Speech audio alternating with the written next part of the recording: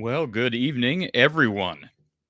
Coming to you from Central Iowa. I'm Corey Brad here from the Hawkeye of the Storm, and we're talking Iowa men's basketball. That is Iowa men's team that is still alive in the NCAA tournament hunt. We are pleased to be joined by none other than former Hawkeye assistant coach Gary Close is with us. Howdy.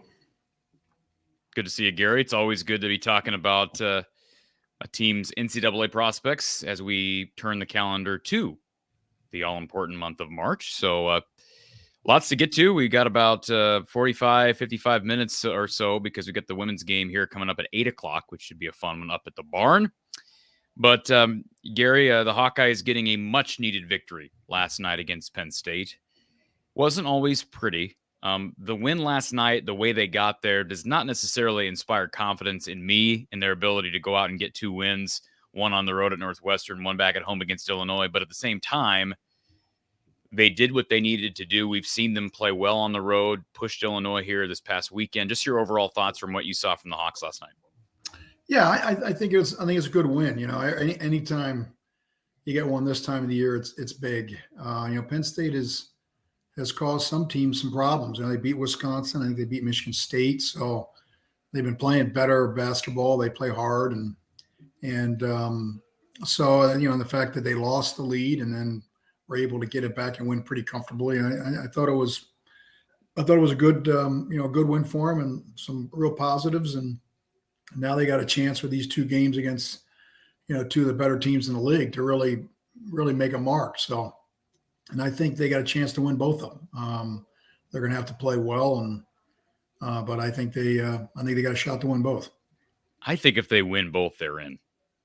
I'm starting to think that. You changed your tune. No, I did. Listen, yes, I have, but I'm also not predicting that they're going to win both. You're predicting that they win both. I'm simply, or you're not maybe predicting that, but you could see that happening. I just think that if that happens, I think based on the bracketology, the experts that are following this a lot closer than I am. I mean, Mike DeCourcy's got Iowa in his first 4 out, Gary. So that would indicate to me, and not trying to speak for Mike, who's been in the business a long, long time, that would indicate to me that, hey, even if they don't get one of these last two, if they fail to win either one of them, you make a 2 to 3 day push in the Big Ten tournament. Maybe you squeak in. I sure don't want to play with that possibility. Obviously, winning this weekend would be really big because it's a road win. It's a Northwestern team that has not lost a Big Ten game at home this year. They're playing well. So we'll talk about that. But I'll openly admit I thought this team was done, left, fried out for dinner here a couple of weeks ago. And give credit to the coaching staff. They have pulled the guys together, and there are certain guys in this team, as you see the scoreboard and the stat sheet scrolling across the bottom there. Certain guys are playing their best basketball. Peyton Sanford playing his best basketball round. 26, 10, and 10, first player in Iowa men's basketball history to record a triple-double. You got Josh Dix going 8 of 10, a really efficient 20-point night for him. Tony's, struggled a little bit, but, you still feel good with the ball in his hands, taking it to the rack. He had 10, 5, and 5 last night. And then you got Owen Freeman, who's starting to figure out how to stay out of foul trouble. He still reaches too much. We don't have to belabor that point. But they do seem to be rounding into form at the right time, as opposed to a team like Wisconsin, who seems to be sliding. Yeah, no, I agree. And they, I think one you can give them credit for is they don't go away. I mean, they just when you think, like you said, they're done, they find a way to improve and play better and get a big win. And so that's why I give them a shot. I think they got a shot to win both those games. Northwestern, I watched a little bit before coming on, and they're missing one of their guards, who's a real good player. I don't know how long he is out for, but if they don't have him, that'll hurt a little bit. And Illinois, by the time they play them, the Big Ten race might be over. I'm guessing it will be. And so, I mean, it'll still be a big game, but if they're playing for the Big Ten championship, it might be a little bit different. So I think they got a shot to win both. They're going to have to play well, but that's, I think that's where they want to be, considering how the year's gone. Here's why beating Northwestern is that much more important. All right. Northwestern's got 6 losses. They lose to Iowa Saturday. Not only does that give Iowa a really good quad 1 road victory, but it also bumps Northwestern down to 7 losses in the conference. And that would potentially create the possibility that game against Iowa means almost nothing for Illinois, not only as it relates to the Big Ten championship, but as it relates to seeding. They could potentially be locked into that second spot right now, Gary, because they're 11-5. Like you said, 2 games, 2.5 back of Purdue. But as of right now, Illinois is a game up on Northwestern. So, that's just kind of where my mind's at. I wonder how much that game will mean. I mean, obviously, it's that turn has turned into a healthy rivalry. Yeah, it seems like, and so I would expect Illinois to come in here and play really hard, regardless. But just that much more. I think this game Saturday is the most important game in the schedule because it has implications beyond just one win. Yeah, no, I agree totally. And Northwestern's got a tough road game tonight at Maryland, so Iowa gets an extra day to prepare and rest, and so it's lining up to where it gives them a chance to go on the road and get another big win. In situations like this, do you, from your experience, do your players normally, when they have an extra day off or a night off like tonight, do you think Iowa players are watching that game live? Probably. Yep. No, I'm sure some of them are, maybe all of them. Yeah. No, I think they're trying to figure out where they're at and what they need to do to get where they want to go, and so all these games are big. Certainly, Northwestern game is, and I'm not sure who the 8:00 game is tonight in the Big Ten, but might be Purdue, Illinois, Illinois, Minnesota. Illinois, Minnesota. So, and they'll probably for sure watch that because they got them coming down the road. So, is that in Minnesota or in Illinois? It's at Champaign. Okay, so Illinois has been playing just well enough to win most games. It'll be interesting to see if they play a little better tonight. The Xfinity Center, that environment, not nearly what it has been in past years. No. A low-scoring game tonight, 29-24, the Wildcats leading the Terps at halftime over on BTN. So the coach in Maryland had benched Young. I'm not exactly sure why. So, maybe shot selection or not playing hard or whatever. I don't know if he's back in, but Yeah. that'll obviously hurt Maryland. They have a hard time scoring even with him in there. Yeah, that might explain why they only have 24 points. Yeah, yeah. Yeah, according to what I'm seeing here, Young is 1 of 6 from the field, 0 of 3 from 3. He has gotten to the free throw line. He's got 11 points, but 9 of 10 from the free throw line. So, anyways, we'll keep our eye on that. Both these teams shooting horrendously, Gary. Northwestern's 1 of 7 from 3, good for 14%. Maryland 1 of 14. And as a team, Maryland shooting 18.5%, Northwestern 38. What's the challenge about going over to? I don't want to just jump to Northwestern because we can talk about this game last night. Obviously, that's the purpose of the show. But what is the challenge in going over to Evanston? It's a small gym, and playing a Chris Collins coach squad. Well, they're well coached. They got maybe the best guard in the league and very experienced, and they've played unbelievably well at home. So losing Langhorne, I don't know if he's out indefinitely, but that'll cut down on their depth a little bit. So then you can really focus in on Boo Buie, but he's a terrific player. Is that their last game at home for the year? Is that senior night? Gosh, I hope not. Yeah, that might make it a little more interesting. No, it's not. They play Minnesota on the 9th. Good. I agree. Good. So real quick, can I ask you a question about Wisconsin? If they lose, they've got Purdue and Illinois left in the schedule. If they lose those two and they end up 11-9, are they a lock still? They'll be a little nervous. I think they'll be a little nervous. I don't. Well, they could lose at home to Illinois. It's. I don't think they will, but it's certainly the way they're playing. It's not impossible. They're going to honor Howard Moore that day. It's the first time he's been publicly in public since the accident, so it's going to be a crazy scene there. They're going to. Sometimes that hurts you, but they're going to be ready to go. So if Illinois is not ready to go, they could get whipped. But they got Purdue on the road, so they've got, and Rutgers. Although Rutgers hasn't played nearly as well after they beat Wisconsin. I think they've lost every game since. They got them too. So they're reeling. They did not play well last night against Indiana. So yeah, it's getting a little more dicey. One of these, the conversation that I always like having here late in the year is motivation. You talk about, like what's the motivation for Illinois last weekend of the regular season, if they're out of the Big Ten race, maybe even out of, the seeding doesn't matter for the Big Ten tournament. You look at a team like Rutgers, they're, sitting at 6-10 in the conference, 14-13. How much are they, eyeing to make a push for the NIT, or do they still believe they could win the conference championship and squeak in? Or do we make too much of that, Gary? Are there if you had teams that check out late when they're out of postseason contention? No, we were never out of postseason contention, so we didn't have to cross that. Yeah, I knew you were going to say that. Well, for the most part. So no, I don't. You always worry about it, but they're all fighting for spots, and the beauty of the tournament is, hey, you still got a chance, and so you want to be playing as well as possible going into it. You don't want to be going in there playing poorly. So I'm surprised Rutgers has struggled as much as they have, because boy, they looked really good against Wisconsin, and they have not. I don't think they've won since then, which surprised me, because I thought they were really looked good.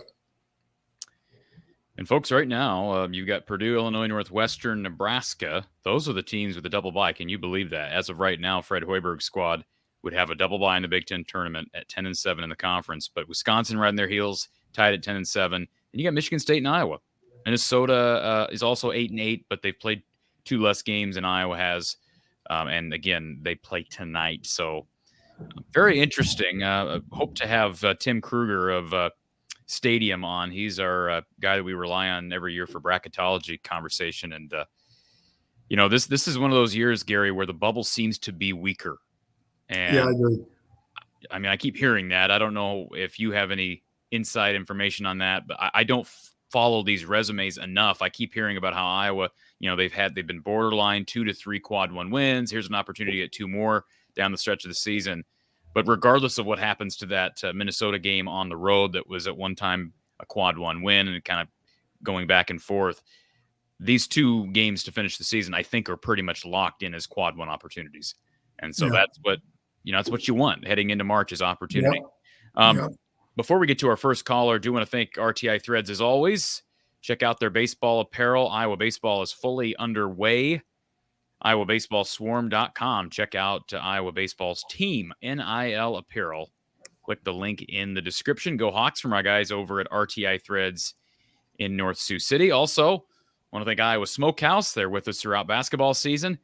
Check out their selection of meat sticks, jerky, steak bites, and everything else that they have to offer down in Albia, and get it delivered right to your doorstep with free shipping on any $50 order. You'll get 15% off your purchase by using the code Hawkeyes. It's the code Hawkeyes at iowasmokehouse.com. Tasting is believing. Let's go to our first Iowa Smokehouse caller of the night. We've got the other Corey, or an other Corey. We got multiple Corys that like to call in. Corey, welcome. Hey, thank you guys. How you guys doing? Hi, Corey. Doing well. Doing good. Good. I might check out that Threads. I plan on going to my first Iowa baseball game this year. So that's a turnover. Yeah, I think your dog just what did he found his bone. He found his bone. So. Okay. What did you say about what did you say at the outset? I said I might have to check out the Threads that you were talking about because I plan on going to my first Iowa baseball game this spring for my birthday too. So you got to do it, man. How about this week? I know it got cold these last 2 days, but what a start as far as temperature. Oh yeah, no, it's warm again. Usually, I know this isn't a baseball show, but that's one thing that's always bugged me about college baseball is you've got the powers that be down in the SEC that kind of dominate the structure of the sport. And so we got this early start in February, which is such a disadvantage to the teams up north. And so when you get warmer weather like this in February, you got to take advantage of it. I know Heller's squad dropped a few over the weekend, but hopefully that will take dividends. Go ahead, Corey. No, I was just going to say I mainly listened to the game because I was on the road, but it seemed like last night was it's like in the past they would have let that one probably slip away. But obviously they're making progress as they've gone down the end of the stretch here in February, and it seems like they remembered to bring their lunch pails and closed it out rather than letting that one slip, which I think, they're trending in the right direction.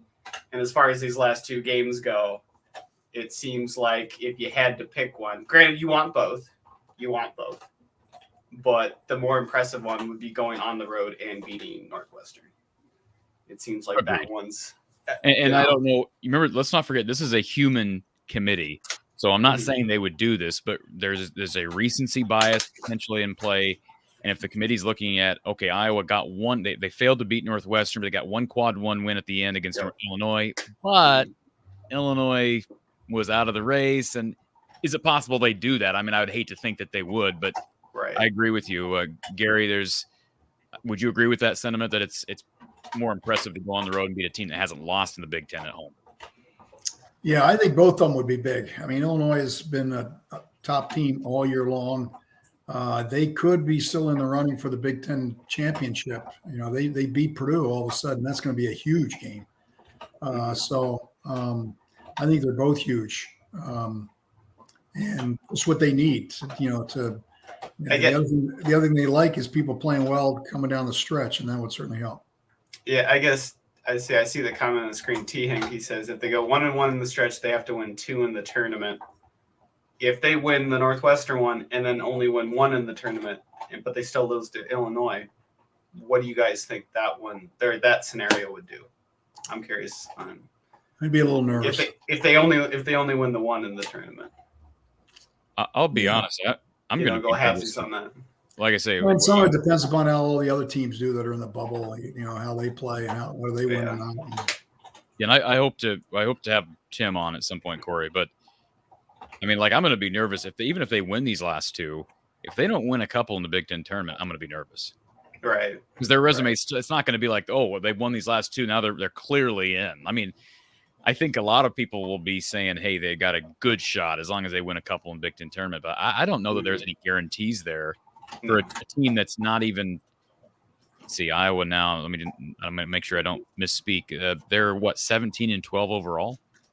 So Yes. So, but the best they can do is 19-12. I don't know if any 19-12 team by year's end, if you're just not sweating a bead, heading into tournament play.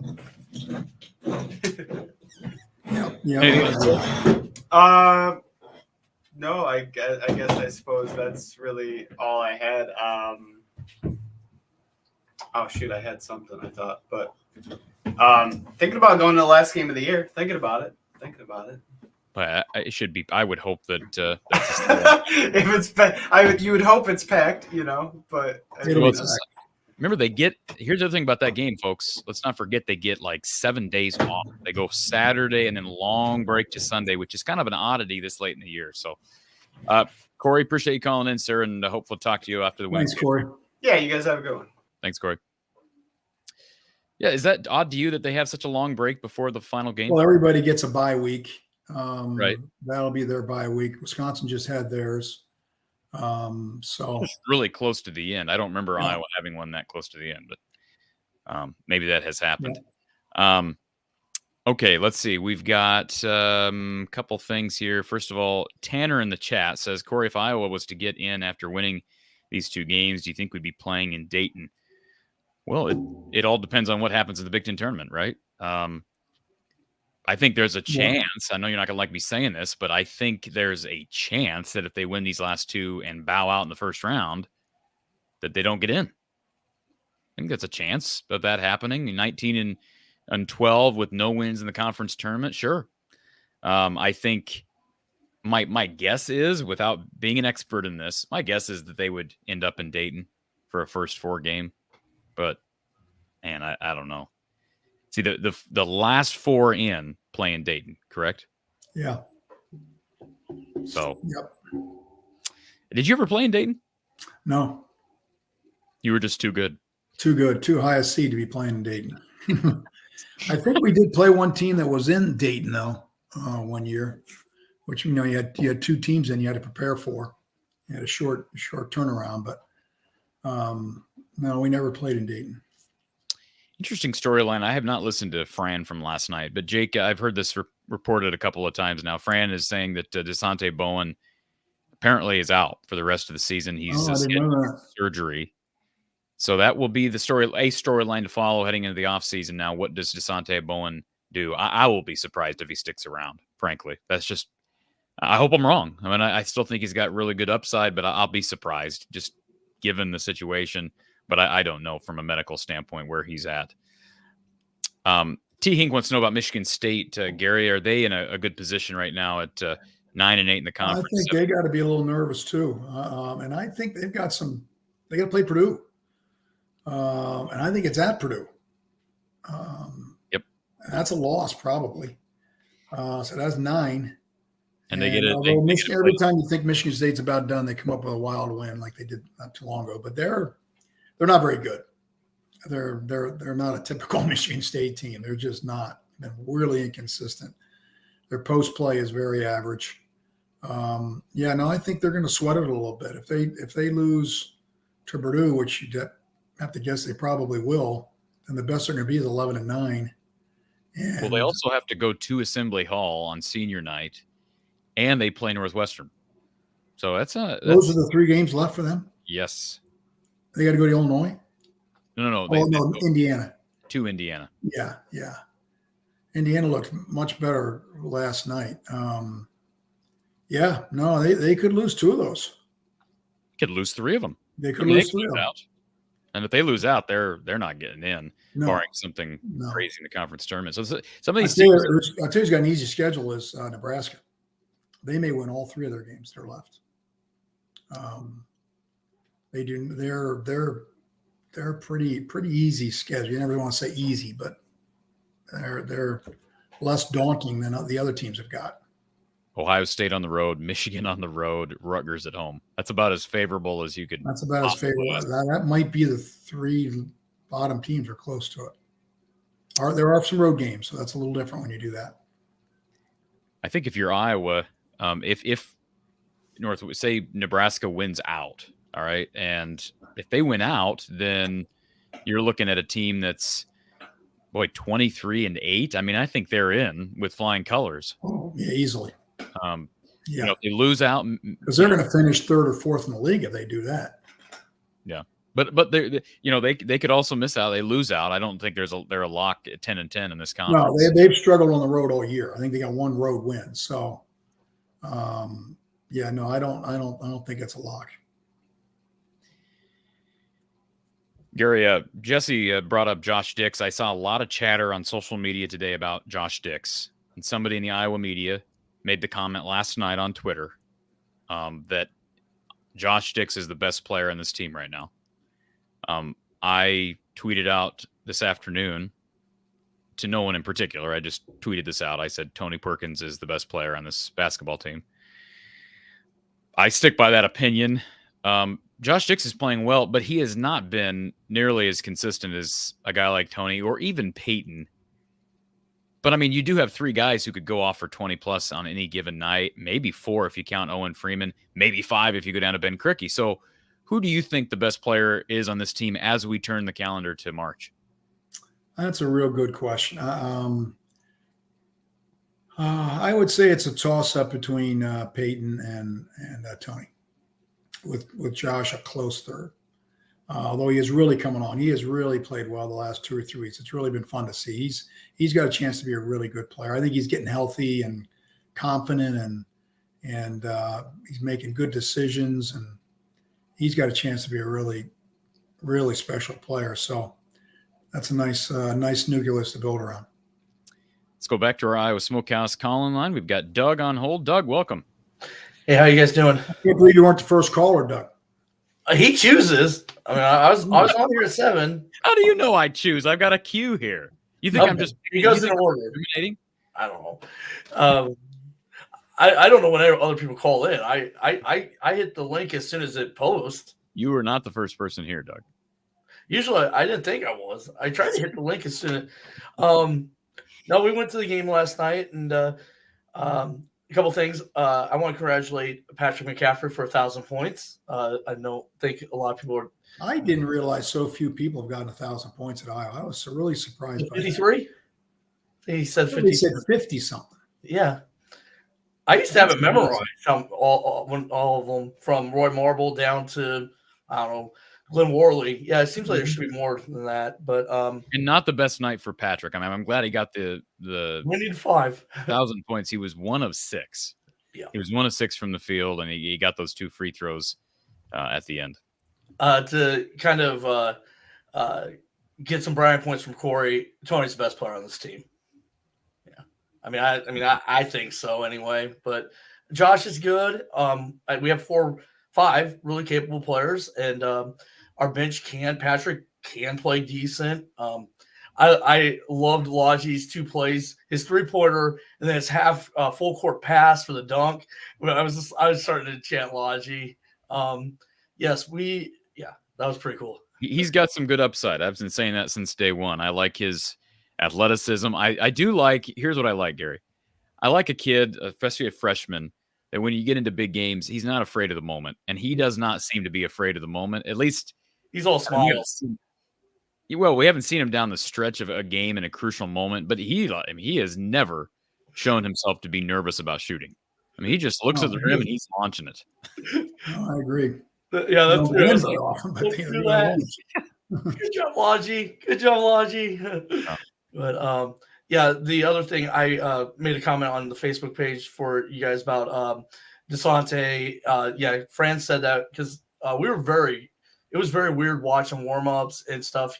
Him and Riley were the only 2 wearing their pants. I don't know if that makes any sense. The warm-up pants. Everyone else had them off, and he just wasn't going full speed, and we were just trying to figure out what was going on. And we were like, well, if you sort of quit, then quit, and then at least we learned something, because that was very odd, just some of the behavior during, warm-ups and afterwards. So he did warm up? He warmed up. He was like doing a half speed, and he was wearing his he was doing the same things Riley was doing.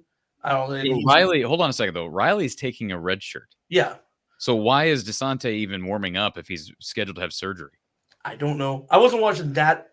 Like, I wasn't watching. I just thought the behavior was weird. So I'm glad he said that there was. He was out there. I don't know if he was.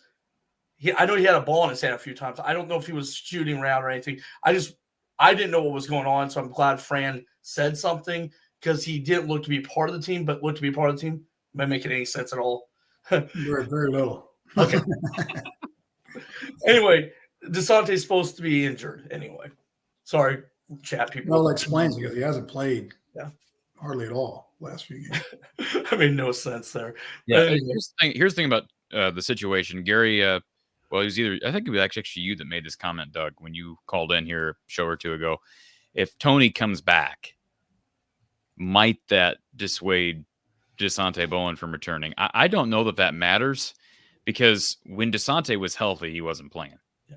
I mean, really, he wasn't playing. So I hope they get this Tony Perkins back. I saw a comment today by somebody on social media, and I follow very few people, and these social media things pop up on my feed, much to my dismay. But anyways, somebody made the comment that they could potentially lose a ton of guys. Like they're potentially going to lose Patrick, Tony, Peyton Sandfort, Ben Cricky, and that's not counting other guys who could leave via the Where's trade. Peyton going?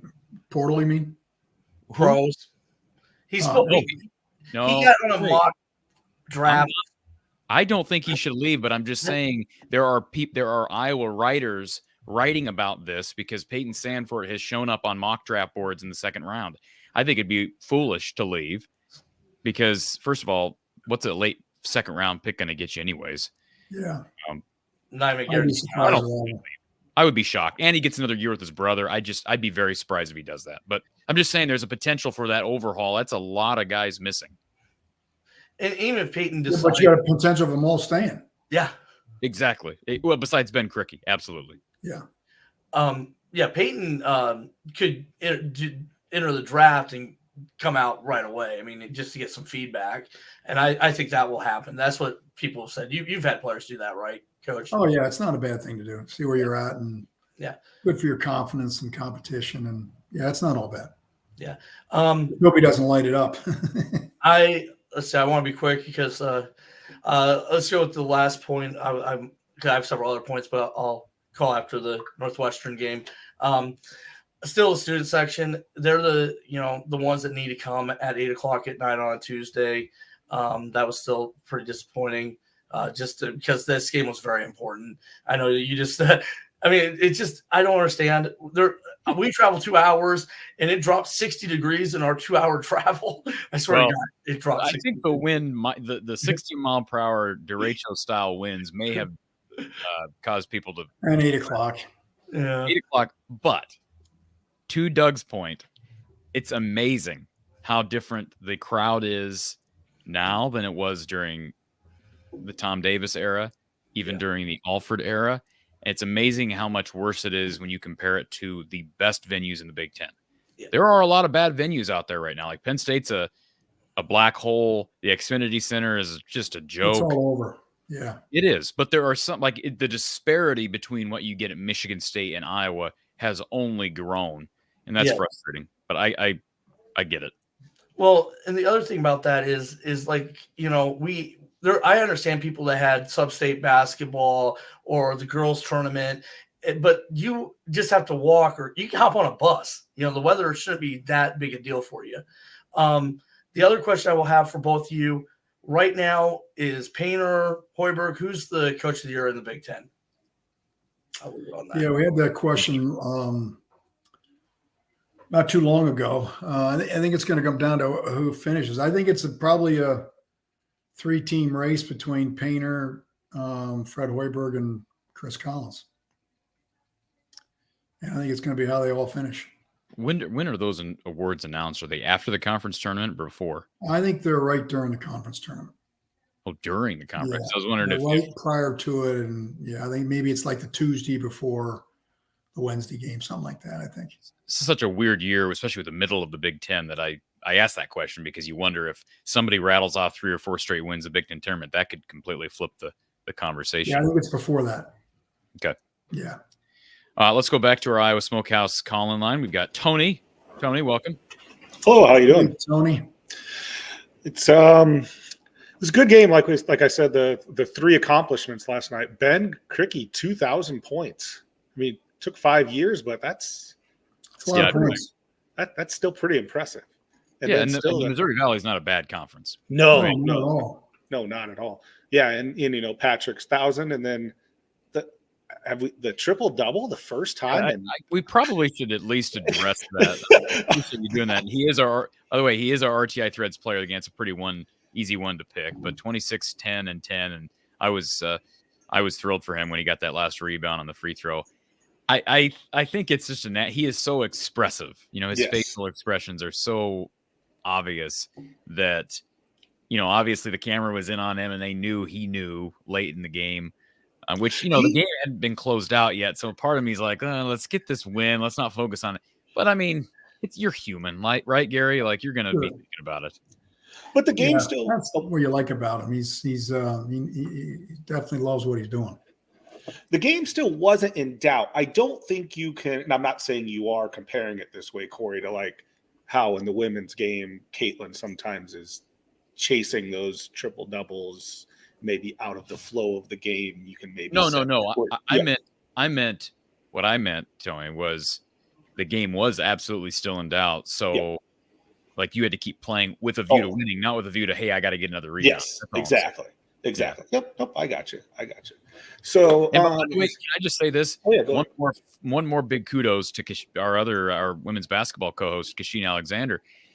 I did not realize that there had never been an Iowa men's basketball player who had recorded a triple-double. Kasheen did it twice in the same season. Now Caitlin does it all the time. But, Gary, shame on you.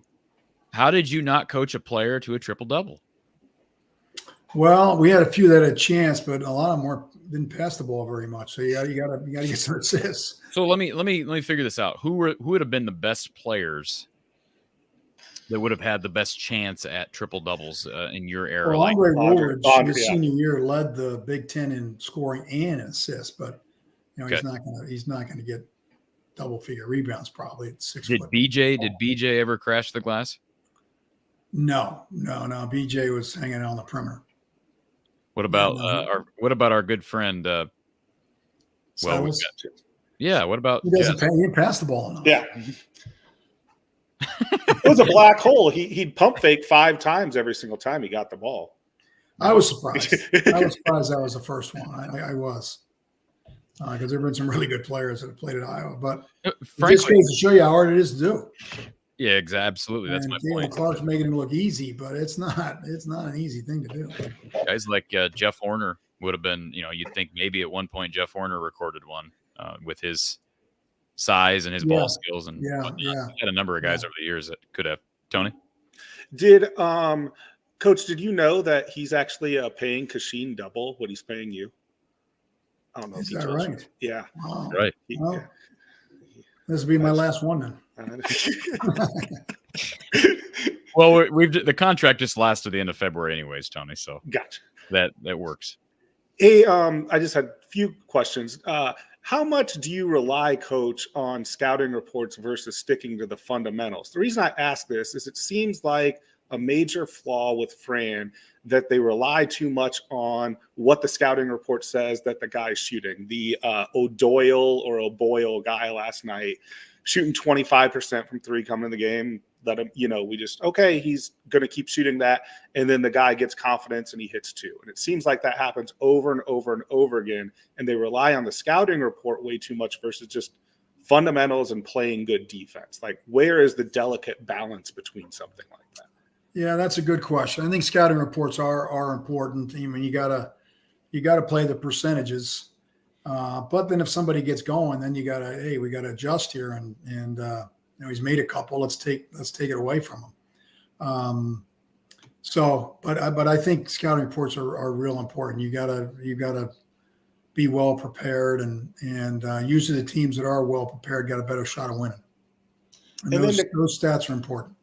And then to kind of follow up with that, it seems like in today's game, analytics is just taking more and more of a front seat. How much was that available when you were coaching, and how much did they rely on this stuff like There that? wasn't any analytics. The only analytics we did were the one we did on our own. And it's pretty much just going off of stats and the synergy, which is a video thing that started to come into play towards the end of my coaching. They did a little bit of analytics, but very minimal up until the last few years, I think. Okay. And then the last one I had was, do you sometimes feel that certain teams are more connected or gelled together better than other teams? Like you can just feel that this group of 13 guys has a better friendship bond than maybe the one 2 years ago or whatever. And do any teams that you coached stick out as like, this was the tightest knit group I ever coached? Yeah, that's interesting. I thought our 99 team at Iowa was a really, really good, tight basketball team that just kept getting better and better as the year went on, and really enjoyed playing with one another. I mean, we knew we were done at the end of the year. That might have had something to do with it, but it was really a magical year in a lot of ways. And our two Final Four teams were really, really good. I mean, very unselfish, all about winning. Josh Gosher was a good example. I think he averaged 8 points a game, but he didn't care. It was just all about advancing and winning games and winning championships. But you can never take it for granted. I mean, you like to think you're going to have good chemistry, but every year it's a new game. Hey, Corey, can I plug something that Tim's doing? Tim Kruger? Sure. They're doing a mock selection show starting, I believe it's this Friday. They are going through the whole process of what the committee does for each and every team to show like how in depth and in detail it is. I'm such a boring person and have no life. I'm probably going to watch all of it, but still, like, I just love that bracketology stuff. So, hey, thanks for your time. And then you've got Peacock queued up, right, Coach? You know how to do that? Damn Peacock. By the way, as it relates to Tim, I was corresponding with him before the show. The plan is to get him on over sometime next week. I know this is the busy season for him. Gary, he also covers Creighton basketball, so it's a pretty good team they got over there right now in Omaha. Very good team. Very good team. They got a chance to go a long way. Absolutely. So, and he's busy with bracketology. Josh says, besides Purdue and Illinois, which Big Ten team could make a run in the tourney? I'm assuming he's talking about the NCAA tourney. Yeah, that's a really good question because all the Big Ten teams, with the exception of Purdue and Illinois, have been up and down. And, you look at a team like Wisconsin, I thought could. Now they're going there playing horrendous basketball, but it's amazing how quick things can turn around. So because of their experience, I think they've got a shot, although they're going to have to play better. And beyond that, I don't know. It's a crapshoot. And then Amanda says, my Iowa Smokehouse sticks arrived. Yes, they are delicious. So thanks for sharing, Amanda. Absolutely. And if you haven't gotten your orders in before you head out, be sure to head over to Iowa Smokehouse and use the code Hawkeyes for 15% off your total order. Trying to plug this as much as possible for the end of the season. And before March Madness strikes, before it hits, it'll be a busy, busy month for lots of sports. We got baseball starting up, Iowa baseball already underway. So get your Iowa Smokehouse products, those orders in now, iowasmokehouse.com. Tasting is believing. Use the code Hawkeyes for 15% off your total order. All right, let's go to our final caller of the night, I believe. Let me check this. Yes. And actually, this caller, this is all premeditated. We've got our guy, Kyle, former NAIA athlete, Kyle Spence on the line. Right, Kyle? NAIA, right? All of that was NAIA.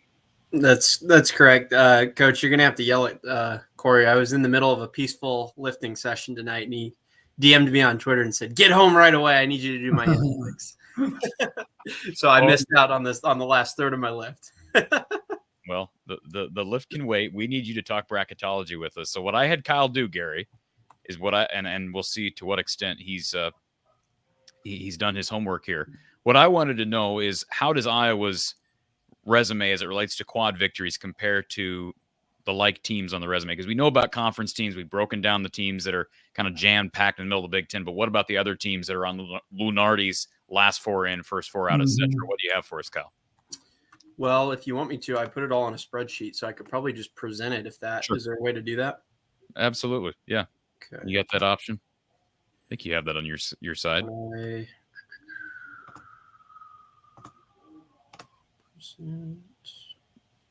While you're doing that, Gary Peg wants to know what's going on with the refs. Ticky-tack calls.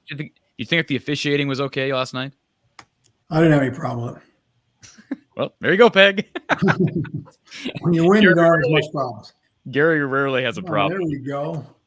So, How zoom about in this? a little bit more, can you, Kyle? Let's see. Or can you? here. Okay, good. This is this is exactly good? what I was thinking. Yeah. Okay. So basically all I did was I went through ESPN bracketology as of last night, and they have their last 4 buys. They have their last 4 in, first 4 out, and next 4 out. So we've got quad 1 through quad 4 records, and then Net and Ken Pom for all of them. And then Tony also shouted out 5 other teams that deserved some recognition. So we threw in Memphis, Syracuse, Virginia Tech, Cincy, and St. John's. Okay. So those are apparently, according to Tony, those are our 21 teams that are in consideration. So you've got right now Gonzaga, for instance, just as a frame of reference. This is why the quad 1 record does not mean everything. Lunardi's apparently got Gonzaga in right now, and they're 1-4 in quad 1 games. And they also play in the West Coast Conference. So my first question to Tim Kruger would be, how on earth? Now, I'm assuming part of that is they're 7-0 against quad. What's their net and their Ken Pom, Kyle? Gonzaga is 21-20 in Net and Ken There you Pom. They're the highest of the entire bubble in Net and Ken Pom. But see, Ken Pom is the Ken Pom officially a part of? I don't think Ken Pom is used. I don't know if it is. I just threw it in because it was another metric I knew to. But the net is obviously Net is a crucial part of the process. So, Gary, I mean, I don't They know. traditionally always play a really difficult non-conference schedule because of the league they play in, so that helps them. In your experience, Coach Close, does a quad how badly does like a quad 4 or multiple quad 3 losses hurt a team relative to like a few quad 1 wins helping a team? Like, is it better to be kind of like take care of business in quads 2, 3, and 4 and not really have any quad 1 wins, or is it better to have a few quad 1? Like, for example, we got New Mexico here. They're 3-4 in quad 1, 2-1 in quad 2. They have a quad 3 and a quad 4 loss. Mm-hmm. How do you read into that? I have no idea. That stuff was all Greek to me. I'm learning more and more as I go along, but I just want to get as many wins as possible. And we never were really in doubt, so it wasn't much we looked at. How many times has Gary reminded us of that this season? Hey, go over every time you bring this stuff up. Can you go over to net? I just want to see net rankings. Let's see. I'm not a tech whiz. Can I drag the net over somehow? You can do all kinds of. Well, you're on Google. Maybe I can. Can I lock? Idea. What I want to know is how Iowa's net compares to all those teams, because net is a little bit more all inclusive. Just the one. They're okay in the net. They're 50. Oh, okay. They're not great in the net. They're 59th in the net ranking. They're 49th in Ken Pom. Really, their big issue is the quad 1, then the loss to Michigan in quad 3, and 59th is okay, but not great in. Okay, so go back up and see what are the rankings. You got the last 4 in. You've got a team with a ranking of a net of 57. Last 4 in, we've got. No, yeah, back up to the. What are we looking for? Keep going up. Right there, isn't that this is the top. This is last 4, and this is last 4 buys. Okay, so this is we got a team Hall, Virginia, Providence, and Gonzaga here.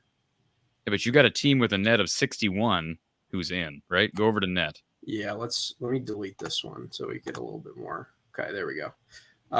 Yes, I've got a team. So there's Gonzaga at 21. We got last 4, and we got a net of 61, which is Seton Hall. And you've got a team with a net of 57 that's got a bye. Who is that? That's Wake Forest. Their last 4 buys. Okay, Wake Forest has bye. What's their record against quad 1? 2-4. 2-4, and they've got them. So that's interesting. That'd be the type of that would be the type of resume that I'd love to get an explanation. Is how are they? You could see they're 2-4 in They've quad had some 1, big 4 and wins. 6 in quad 2, and they're 12-0 in quads 3 and 4. They have no bad losses, but they don't have a ton of good wins. Okay. Well, I think that the net ranking is I indication. think those 2 wins are against Carolina and Duke, though. Those are 2 good wins. Yeah, I was pretty good in they're pretty good in quad 2 compared to a lot of the other teams. I mean, you can see the teams in the next 4 out besides Butler. They're better than all those. Better than Texas A&M. Texas A&M is weird because they're in the first 4 out, and they're 6-6 in quad 1, but they have 4 quad 3 losses, and they're 57th in the net. So like, there's some of them that just have wild resumes that have so many good wins and so many just terrible losses. Well, Kyle, appreciate you doing this real quick. Please Yeah. save on to this work. I know stuff will change a little bit, but We'll update it and then we'll go through it at the end of the season. yep. So, all right, Kyle. Anything else for Good. Coach before Thanks, Kyle. we let you slide? I had something. What was it? I was trying to frantically put all this stuff together. No, I'll save the rest of it for later. We got a women's game tipping off in 8 minutes. That's right. Indeed. Well, Kyle, appreciate you calling, sir, and appreciate your hard work. Thanks for contributing. See you, Kyle. All right, Gary. Well, we've packed a lot into about an hour, Good. and Jake wants to know if that Nebraska home win. Let's see, Nebraska home win for the Hawks, a quad 1 victory. No, I don't believe so. No, it's not right now. And I don't know where Nebraska is in the net. I guess that would have been a good question to look at. But remember, it's got to be a top 30. It's got to be a top 30 home win for it to be a quad 1 win. Top 50 for neutral, top 75 for road. So Brad Jackson says, it's when they actually play it, right? no. Oh, it changes, huh? It changes. That's why Iowa at one time here a few days ago had 3 quad 1 wins, and now they're back down to 2 because the Minnesota game is lingering. So, if you're Iowa, for instance, that Minnesota game that you were talking about tonight, you probably would like Minnesota to win. Who did we say they're playing tonight? Illinois. Boy, that'd be great. That'd be great. Knock Illinois down a peg, and they're yeah. It would help. They would help their net. It would help Iowa's quad 1 record. Brad Jackson says he thought AC Earl might have gotten That's a good point. I would have thought maybe that could have happened too. Kyle says that Nebraska is 41 in the net, so they need to be That's top higher 30. than I thought. Minnesota is 77. So if they get top 75, for instance, if they beat Illinois tonight, they'll probably go up at least to 75. That becomes a quad 1 victory for Iowa. So go Gophers tonight. That would be significant for Iowa's resume as it relates to quad victories. One final plug, folks, for our RTI Threads. You see I've got the Zach Lutmer shirt on. He is one of those young DBs that figures to have a role this spring as they try to figure out life after Cooper DeJean. But also check out the Iowa Baseball Swarm NIL apparel. Check out iowabaseballswarm.com for RTI Threads selection of Iowa baseball apparel. Appreciate RTI Threads, appreciate Iowa Smokehouse as always, and of course the man that makes this whole show worth it, Gary. Appreciate you being here, and Glad to be here. Good time. should be a fun couple of weeks of the season. The opportunity. It's a great time of the year. There's no doubt. All right, folks. For Coach Gary Close, I'm Corey Brada from the Hawkeye of the Storm. Tip-off for the Iowa women in just a few minutes from the barn. It's over on Peacock, 8 p.m. Central Time to start. I'll be live following the game for post-game coverage. We'll talk to you then.